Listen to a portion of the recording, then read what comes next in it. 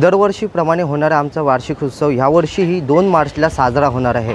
तर प्रतिवर्षाप्रमाणे यावर्षी जास्तीत जास्त लोकांची उपस्थिती राहून भाविकांची इथे उपस्थिती राहणार आहे। तर दरवर्षीप्रमाणे जे काय आमचे विधी असतात ते विधी पार पडतीलच। तर त्या विधीत कोणती अडीअडचणी न येण्यासाठी आमचे पोलीस बांधव आमच्यासाठी सशक्त असतात। तसेच इथे काही अडीअडचणी येऊ नये यासाठी आम्ही CCTV रूम इथे केलेला आहे, सर्वाइव्हल रूम इथे अवेलेबल आहेत। तसेच आमचे याच्यानंतर दुसरा हात तो येतो महत्त्वाचा, तो आमचे डॉक्टर। तसेच त्या दिवशी 24 तासासाठी उपलब्ध आमचे डॉक्टर सहाय्य करत असतात।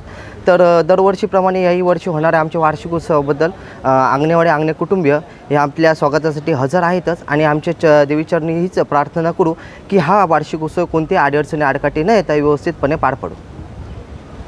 किती भाविक या यात्रेला येतात साधारणतः? नक्की आकडा सांगता येत नाही, पण लाखोच्या संख्येनं भाविक इथे येऊन हजेरी लावतात। इथे राजकीय कोणत्या राजकीय नेत्यांची इथे मानदेय आली? सर्वच राजकीय नेते, मोठमोठे नेते, सेलिब्रिटीज इथे येऊन हजेरी लावून आईचं दर्शन घेऊन नक्कीच जातात। नाव कसं? माझं नाव जयवंत केशव आंगणे।